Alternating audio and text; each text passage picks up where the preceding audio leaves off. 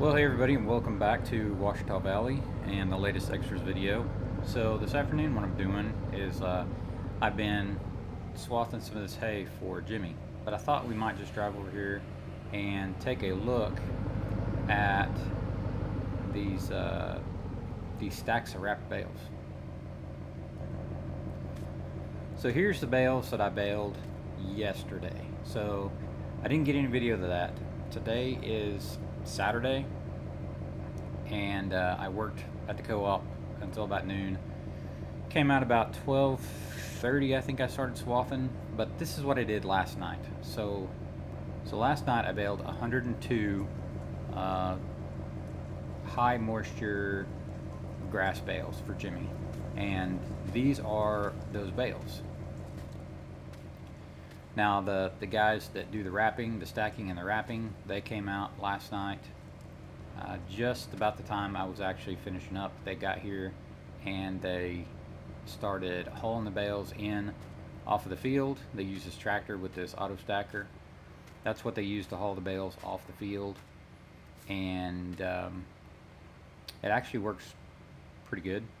They they definitely have the wrapping and the stacking down to a system. Um, and that wrapper was kind of neat to watch. As I was getting ready to, as I was going home last night, I pulled over here and I was talking to him for just a minute, and I was kind of watching the wrapper wrap. It's not really, I mean, I kind of knew what to expect, but it's not really what I expected. I actually expected these bales to be stacked too high and run through the wrapper, but I guess there's some wrappers that are able to do that, but the hoop on this wrapper is not big enough. This wrapper is easier to transport than a bigger wrapper, but the downside is that it can only wrap one bale at a time. Basically, you can't stack one on top of the other and then wrap them, wrap them both. So, anyways, this wrapper I guess will do square bales and it'll do round bales. So, I guess it'd be interesting to see a round bale, but I guess once you've seen a square bale, you could probably just imagine what a long line of wrapped round bales is like. Well, anyways, I just thought I know they're not wrapping right now, but maybe I'll get some video of them wrapping um, later on. I can show you guys. Well, I took a little break from swathing, but we're gonna go ahead and get back to it. Alright, so we're back over here at the tractor, and one of the things I was going to show you guys before we got going again was the conditioner, or the crimper rollers. So I was telling you the other day that the way this works is that the hay gets cut, and it gets fed back into this metal channel here, and all the hay goes between those two rollers, and those rollers have you can kind of see there's a continuous chevron pattern on them. And that's what conditions the hay. And by conditioning, it means that it gets like the stems get squashed every time the hay or the grass goes through the channels of those two rollers. It gets crimped and gets kinked. And so by doing that helps the hay dry faster, because the moisture from the hay can escape everywhere that those stems were crimped or kinked. The moisture can more readily escape through there. So I was doing some math earlier, and I was just trying to figure out kind of what my rate of work was. So in other words, how many acres of hour I'm actually getting done. And so far, it seems like the swather does a pretty good job running at 6 miles an hour.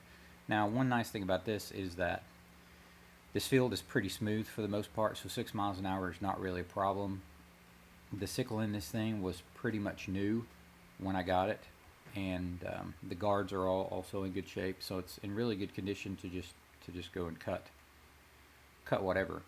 And the thing is, it's a New Holland 116, and the 16 and the 116 stands for how wide it is. So you might see one of these, it's a 114 or a 116. And I think part of the time they even made a 118. But anyways, that 16 is the width of the cut. So this thing will take a 16-foot cut at a time. And if I'm doing just pretty close to 6 miles an hour always, I figured up that I'm getting it, if I include the headland turns, I'm getting somewhere in the neighborhood of 11.4 to probably 11.7-ish acres an hour. So every hour that goes by, I'm able to cut 11 acres. And I think so far, I was trying to think, I mowed about I mowed about 2 hours yesterday, and I've been at it for, cutting time today, I've been at it for about 3 hours. So 5 hours altogether. That's pretty easy math. Somewhere around 55 to 60 acres. That does not include the outside rounds that I've already done. So I did 4 outside rounds. So I think it's pretty, judging by where I'm at in the field. So here's the center. You can see there in the distance, that's the pivot for the irrigation system. So combined with my work rate in acres per hour and just kind of where I'm at in the field, I feel pretty confident saying that I'm over halfway done with this field. And another thing is that if you guys didn't watch me when I cut the outside rounds, is that the east side of the field, which is to my right, which is what I've already cut, it actually has longer pulls than the west side of the field, because the west side of the field borders those trees, that tree line on the north end, and so that takes some of the length out of the windrows. So anyways, we'll get going here. What I got to do now is I got to cut up, and then I got to cut up and back a couple of times so that we can get the area right there around the center pivot windroad, because I need to get that done before I start baling today, because I need to get that baled up tonight so that Jimmy can move the irrigation system to this area over here that's already been cut, so that I can then go on and cut the other half of the field. So we're gonna hop in here, and we're gonna go. We'll probably go all the way to the north end, and then when we come back, we'll cut, I don't know, 2, maybe 3 swaths onto the west on the north side of the pivot, and then we'll cut 2 or 3 swaths on the south side of the pivot. So we'll get this going. I'll show you guys in the daylight how this thing cuts.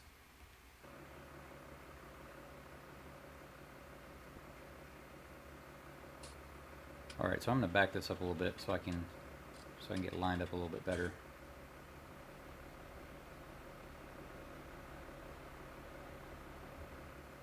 All right, that ought to do it, I think.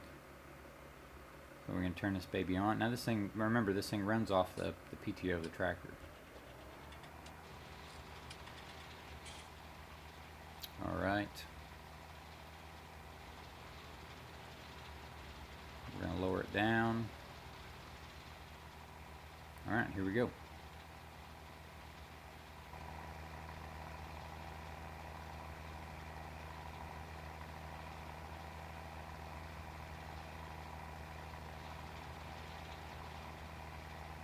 And I found that if I just pretty much drive straight down the center of the windrow here, of the area between the last windrow and the grass, I pretty much get the full width of the swather.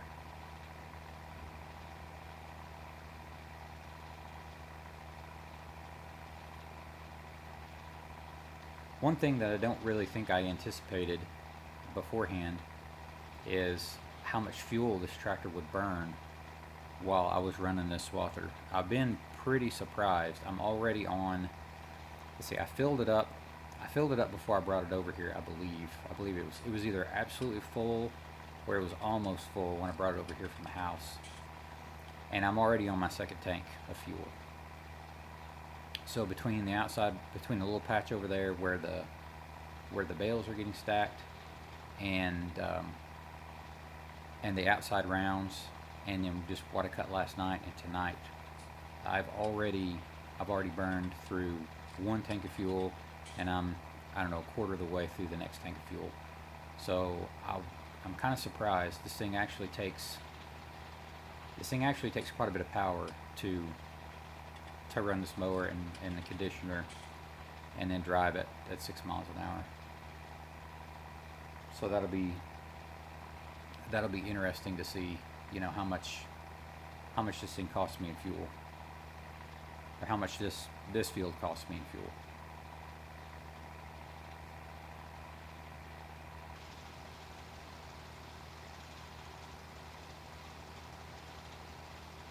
So far, I've been pretty surprised at my ability to make straight windrows.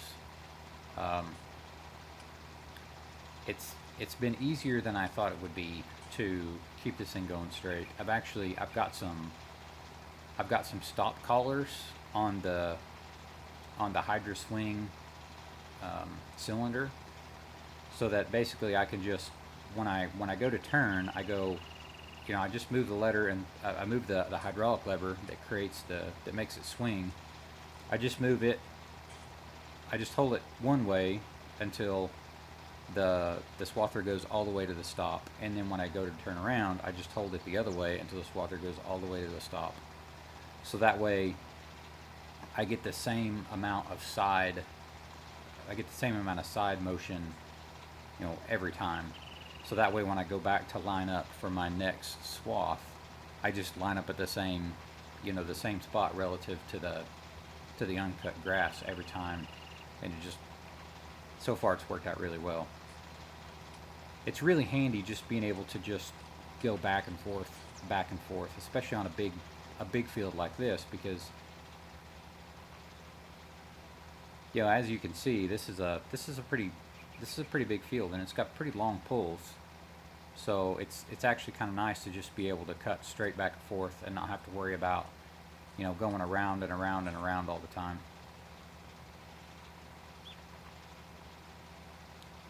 So anyways, all I do here is I'll just pick the swather up, and I'll use my hydraulics to turn the thing around, and we'll just go back the other direction.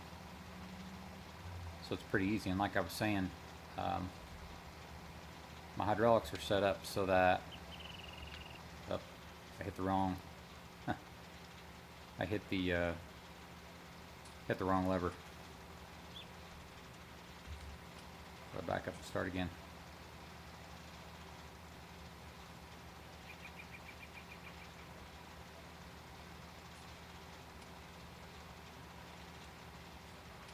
All right, let's try again.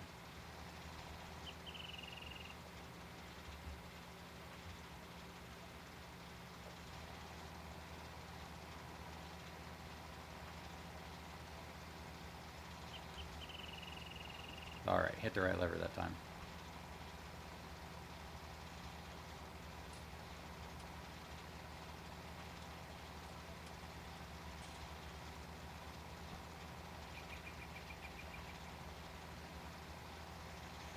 So I think the swather here is a good match for this tractor. This tractor is about 110 engine horsepower, so it's probably somewhere around maybe 95 to 90 PTO horsepower. I can't remember off the top of my head now exactly what it's rated at, but it's a pretty good match for this swather. These older sickle type swathers with the reel and all, they don't require as much power as the newer disc bind swathers, and so that's one nice thing about this thing, is that it doesn't take you know, I can get a 16-foot cut, and it doesn't take a tremendous amount of horsepower. You just trade width for speed, because these things are not nearly, you can't drive nearly as fast as you can with a disc mower type machine. But honestly, that's kind of okay with me, because I know for a fact not all of the fields that I'm going to be cutting and baling this fall, not all of them are this smooth. And so if I can drive slower and have a wider cut and not beat my equipment up, you know, bouncing through the field at a high rate of speed, I think that's okay with me. You know, as long as this thing continues to do a good job cutting and a good job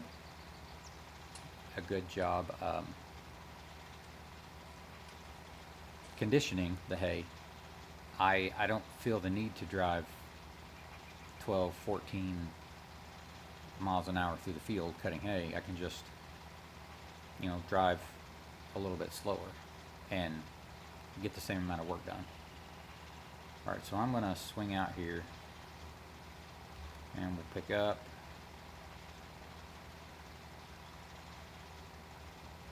We'll swing the swather over to the other side because I'm going to go back to the north before we go back to the south. So, alright, we're just going to drop this swather in. Get back over here where I should be. I kind of messed that up a little bit, but it'll be fine.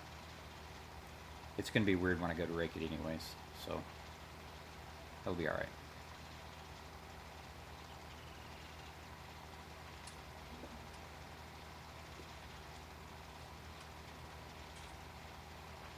I've been pretty happy so far with what my work rate has been. I really thought that this field, I really hadn't sat down and done any math to figure out how long it was going to take me to get this field cut. But it's been better than I thought it would be. I wasn't expecting, you know, let's just call it 5 hours into mowing this field, that I would be over halfway done with it already. It kind of surprises me. But you know, today I kind of came over. I ran to the house. I ran by the quick stop. I ran by the house to grab a couple of tools, and just came over. And so by 12:30, I was already cutting, and I was a little bit surprised that I got accomplished as much as I did in the short period of time. Really, just about three and a half hours later, I've knocked out a lot of the work, so that's good.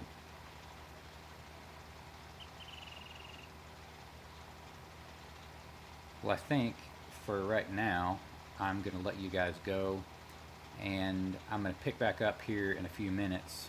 I'm just going to finish cutting this here by the irrigation system so that this can get dried and I can bale it tonight, and that way it can get moved. But I'm going to come back in just a little while and video a little more for the next extras video. I'm going to video some raking.